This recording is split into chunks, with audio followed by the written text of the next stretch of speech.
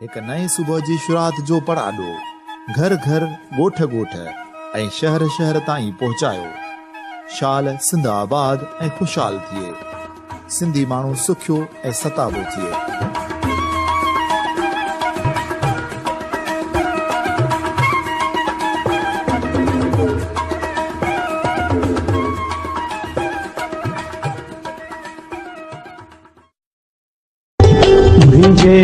तरदो हाल जे पुछंदे, मुझे तरदो हाल जे पुछंदे, रोई पवंदो रोई पवंदो, रोई पवंदो रोई पवंदो।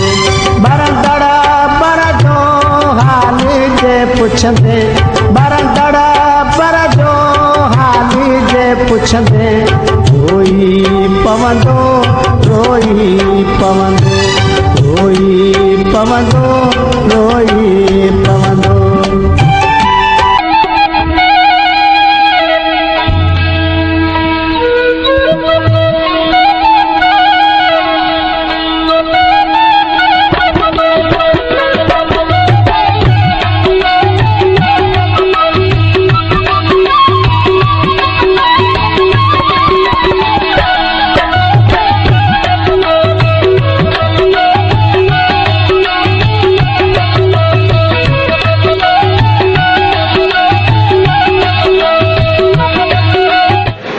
साईं म सदाई करी मथे सिंध सुकार, दोस्त मिठा दिलदार आलम सब आबाद करें। अस्सलाम वालेकुम सामाइन, अवां ॿुधी रहिया आहियो radio voice of Sindh London तां। प्रोग्राम आहे अछड़े थर जूं ॻाल्हियूं। अछड़े थर जे ॻाल्हियुनि सां असां हिकु दफ़ो ॿीहर अवां सां मुखातिब आहियूं। मां आहियां अवां जो पंहिंजो सावण राजड़ ऐं मूंसां गॾु मुंहिंजो हमसफ़र साथी दोस्त आहे ऐं राजा कबीर राजड़। दुनिया जी कुंड कुड़च में असांजो मुसाफ़िर आवाज़ जिथे जिथे बि पहुची रहियो आहे, उन्हनि समूरनि सामाइन खे असांजो सिक भरियो सलाम शाल क़बूल पवे। जी सामाइन, असां ओरींदासीं तव्हां सां हाल अहवाल कीअं आहियो, चाक चङा भला, करारनि में बहारनि में, मौज मस्तिन में, अमन शांतिन में।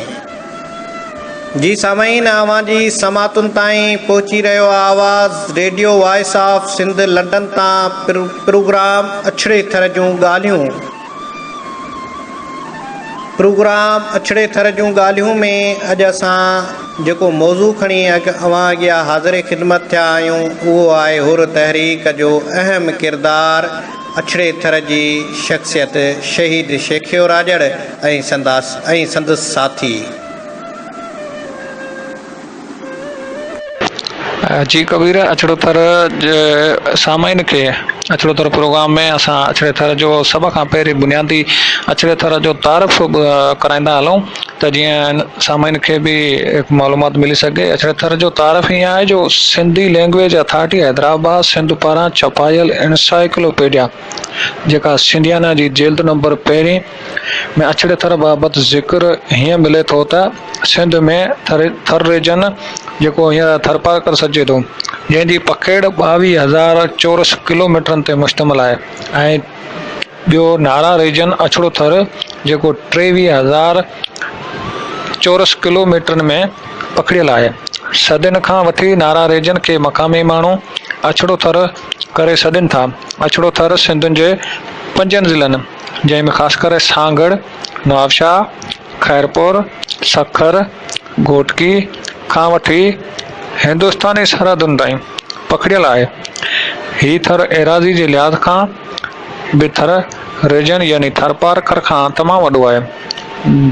अछड़े थर जी बीहक, अछड़े थर जी बीहक में थर जूं जेके हदूं आहिनि उहे उमरकोट ऐं हथुंगे वारे पासे खां शुरू थी घोटकीअ वटां गुज़रंदियूं वञी पंजाब जे सूबे सां मिलनि थियूं, जंहिंजे अॻियां बाबा फरीद जो चोलिस्तान खेसि भलीकार करे थो। ईअं चइजे त चोलिस्तान ऐं थर रीजन थरपार कर ऐं अछड़े थर सां थरपारकर ऐं अछड़े थर जे लाइ डॉक्टर हरिचंद राय रीजन लिखियो आहे त अछड़ो थर में उमरकोट तहलके जो उतरियूं किनारो ऐं खिपरे तहलके जो ओभर वारो भाङो अची वञे थो ऐं अॻिते खैरपुर रियासत ऐं जैसलमेर ताईं दंग अथसि। हिनखे बुअट ऐं डियाबे चवंदा आहिनि। हिते आबादी तमामु घटि ऐं माण्हुनि जी बस्ती यानी वसंदियूं तमामु घटि आहिनि। हू वधीक लिखे थो त ज़मीन जी अछाण माइल वारियासी ऐं पोखी लाइक़ु न हुअण करे हिनखे अछड़ो थर जे नाले सां वधीक सुञातो वञे थो। हाणे पाण असुल मौज़ूअ ते ईंदासीं जेको पंहिंजी हिन ॿी किस्त जो मौज़ू आहे यानी अछड़े थर में हुर तहरीक जो किरदारु। वतन जी आज़ादी लाइ केतिरनि ई अहम तहरीकुनि पंहिंजो पंहिंजो किरदारु अदा कयो आहे। उन्हनि मां सिंध जे सरज़मीन तां सूर्य बादशाह जी सरवाणीअ में हुर तहरीक अंग्रेज़ साम्राज्य खां छुटकारो ॾियारींदड़ आख़िरी हुर गोरीला विढ़ांद तहरीक साबित थी ऐं वतन अज़ीज़ जे आज़ादी हासिल कयईं। हुर तहरीक सॼे सिंध जे साञा वदन